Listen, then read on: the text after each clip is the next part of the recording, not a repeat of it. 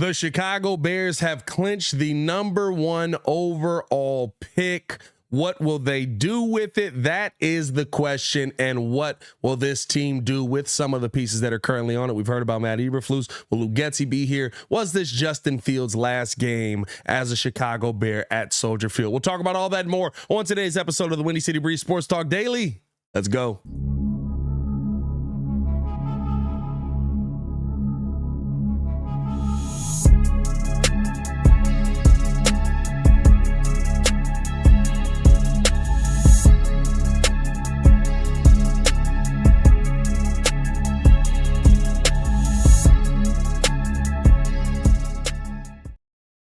Now, if you are new to the channel, please like the video. Please subscribe to the page. We do talk Chicago sports daily on this channel. It's the only channel talking Chicago sports, how Chicago talks. So make sure that you get in tune with us. With the Panthers lost today, the Chicago Bears clinch the #1 overall pick for the second year in a row while improving the team and moving in the right direction. I think first and foremost, clap it up for Ryan Poles. Let me get some King Poles in the comments below. Hashtag King Poles, baby, because that is an absolute Fleece job that we saw them do to Carolina there, getting DJ Moore out of them. DJ Moore, who had another excellent game today, even while being banged up, still being able to go out there and give this Bears team, what was it? Hold on, let me get 159 receiving yards on 9 receptions, 17 yards in average, and coming away with a touchdown. Absolute Fleece job. You also get, just to talk about even more of how much of a Fleece job it is, on the day today, Tyreek Stevenson,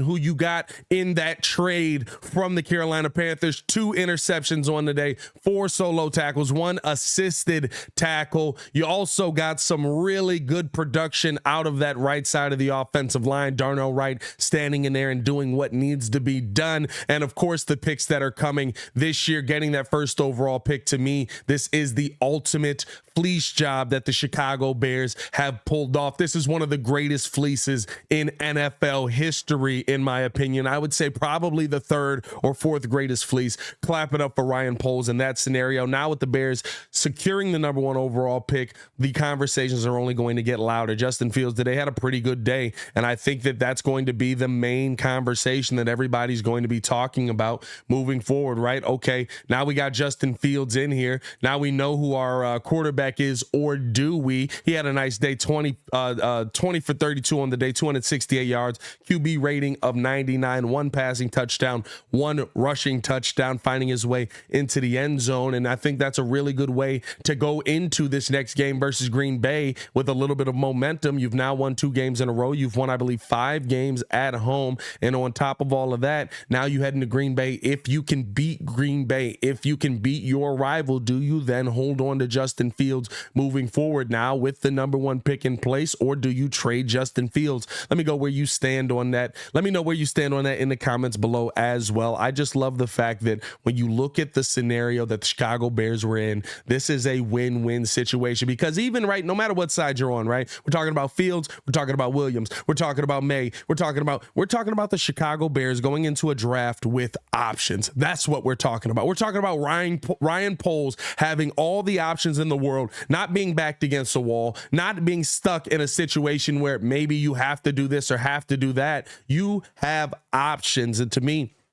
with the news we got yesterday about Matt Eberflus probably coming back as the head coach of this team, I think a win today helps his case in that as well. And so now you're looking at this and saying, okay, do you bring the quarterback so you maintain that continuity? Feels like there's some good leadership going on with this team. When you at a minimum right now, you finish off the season after those first 4 games with an above 500 record. If they lose versus the Packers, you finish 7-6. If you win versus the Packers, you finish 8-5. That is a really, really good way to show, hey, we've improved. Yeah, those first 4 games were bad. That 4th game kind of felt like we should have been able to win that game. Some decision making and different things like that go against it. But you've seen game and multiple games since then, literally 2 more games since then. We've seen kind of that same scenario rear its ugly head up again. You have 2 more losses on the docket because of that. You've seen games where this team could be in a completely different situation this year. Are they in that situation next year? Do you keep the quarterback in place? The options are endless for the Chicago Bears. And at the end of the day, day. I love that. Whether I'm a Fields guy, I want Justin Fields to be here. If you're a Caleb Williams guy, you want Caleb Williams. Drake May, you want Drake. Whoever it is, you feel like your team has the option to continue to move forward. And with that, I absolutely love what this Chicago Bears team has set themselves up to do. Let me know how you guys feel in the comments below. I'll be down there talking with you as well. What are your thoughts on the Bears getting the first overall pick yet again? What are your thoughts on what the Chicago Bears could possibly do with that first overall pick? What is your expectations with the coaching staff? And that's what I want to get into here, right? Because in this game, 37 points, great game. I believe that's the most points the Chicago Bears have scored this season, if I'm not mistaken. There was a lot to like out of this game. There was 110%.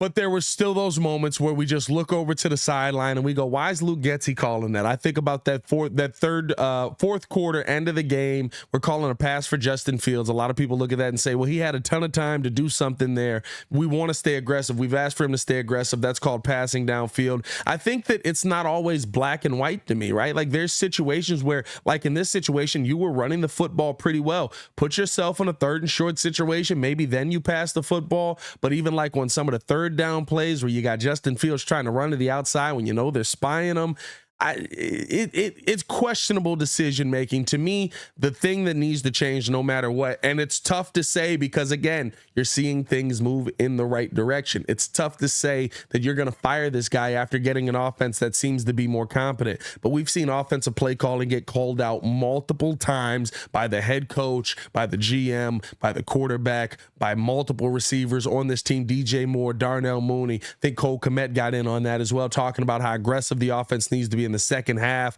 I think that there was a little bit more aggressiveness in this second half, so maybe he is learning from it. I mean, you scored 16 points in the second half. That's a really great day. And again, versus a top 10 defense, don't let it slip away, right? Because now with 37 points, with Justin Fields having 268, with Khalil Herbert having 124 yards, all of that, right? Like now it's going to be, they're not a top 10 defense anymore. It's like, well, you're supposed to beat Atlanta. No, Atlanta's only given up 25 plus points 4 times this season outside of this one. So that means this has been a pretty good defense this year. Seeing the Bears be able to go out there and do what they did today, I really feel good about all parts involved in this. Even some of the miscues that I think Getsy had, I think for the most part, he had a good day as well. Does this bode well for him returning as the offensive coordinator of Chicago Bears? That's the question that's really needs to be asked, right? And I think that's the main question that this Bears team is going to go into the offseason trying to figure out. Of course, you're worried about the quarterback position. Of course, you're worried about adding more weapons to this team, but the play caller, to me, no matter what with the play caller,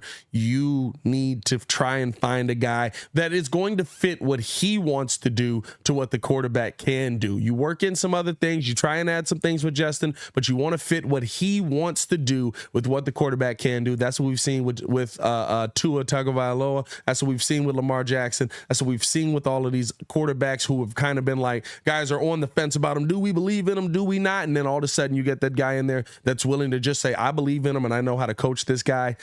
I think that's what the Bears need here, but I can't argue that Getsy, for the most part, called a pretty good game today. Were there moments where I was like, ugh, here we go? Yeah, but you put up 37 points. I'm never going to complain about 37 points. I won't complain about some of the run scheme stuff. I don't know, like, or some of the blocking scheme stuff. I don't know. And I think you're going to go into this upgrading positions, just like with Fleece. There are still a lot of pieces that need to be upgraded. Lucas Patrick needs to be out of the door. I'm sorry. I like Lucas as a guy. I think he's probably a great guy in the locker room. I think he's a fun guy on the team, but he's a backup at best.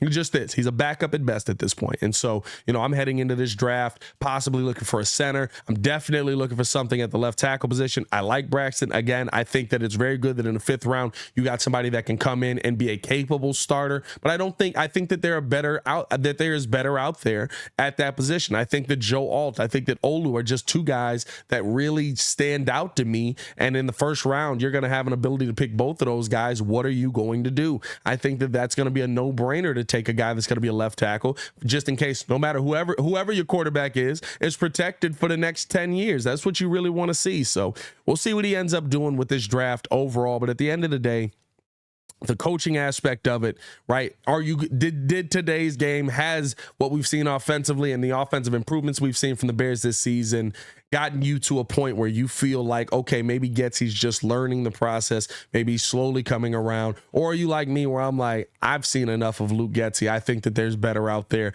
that fits no matter what the next quarterback is, the style of play caller that we're going to need for the guys that are coming in. Because here's the thing, Jaden Daniels, Caleb Williams, those are guys coming in with similar issues to what Justin Fields have. Right? The same conversations, too reliant on legs, too prone to try and put things into their own hand, too prone to not look for the underneath route and go for the deep shot. Right? Those are the same things we see from Justin Fields. Justin Fields had the deep ball going today, right? Is that something that's always there? No. So he goes deep ball, check down me. You got to know how to coach a guy like that. And maybe Luke Getsy's figuring it out. I don't know. This is the best game I've seen of Getsy, best game plan that I've seen of Getsy's throughout the game, and maybe there's something to be said about this guy figuring it out, going down the stretch with everybody talking about him. And when Ryan Poles gets on the radio and says we need to worry about our scheme and closing out some of these games, maybe that's what he's talking about. I can live with that. I can live with Luke Getsy if he's putting up 37 points against top 10 defenses, man. I really can.